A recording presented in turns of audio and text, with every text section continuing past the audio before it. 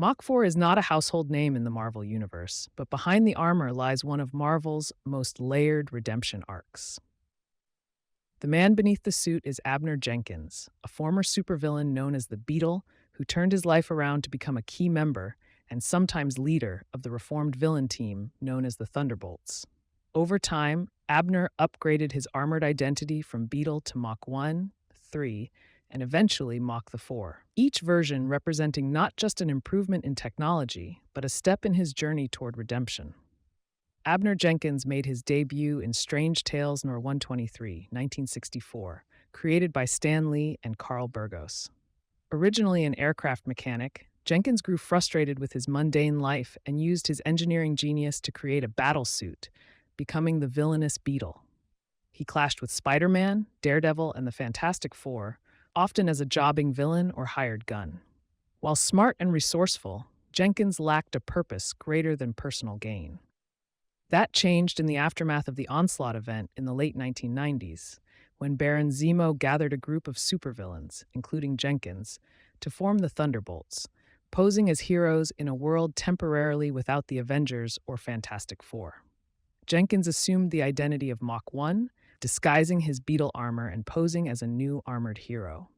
While the initial plan was deception, Jenkins began to enjoy being seen as a hero and slowly started taking his new role seriously.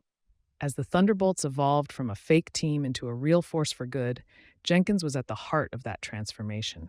He upgraded his suit and became Mach-II, then Mach-III, and eventually Mach-IV, each new version reflecting both his evolving ethics and advancements in his armor's capabilities. The Mach-IV suit retained his signature flight ability, advanced weapon systems, reinforced armor plating, and HUD, heads-up display, combat analysis, essentially a lighter, more agile cousin of Iron Man's tech, though nowhere near as advanced. One of the most significant turning points in Jenkins' arc was his willingness to face justice. After his past crimes were revealed, he voluntarily turned himself in and served time in prison. This decision earned him the trust of both heroes and former villains alike. Upon his release, he returned to the Thunderbolts and was frequently positioned as a moral center on the team. He even served as the group's field leader in several storylines, trying to keep the more dangerous members, like Moonstone and Songbird, in check. As Mach-IV, Jenkins represented the idea that redemption was possible, even for career criminals. He wasn't reformed because of cosmic intervention or trauma, but through conscious choices and accountability. This made him unique in a universe where many villains flip sides through mind control, alternate universes, or temporary alliances. In later iterations of the Thunderbolts, Jenkins stepped back from the front lines and took on more of a support role, sometimes acting as mission coordinator or tech specialist. Eventually, he even became Mach-X, though his time under that alias was more low profile. While Mach-IV never became an A-list hero, his presence left a lasting impact on Marvel's landscape, particularly in stories that explored redemption, second chances, and the gray areas between heroism and villainy.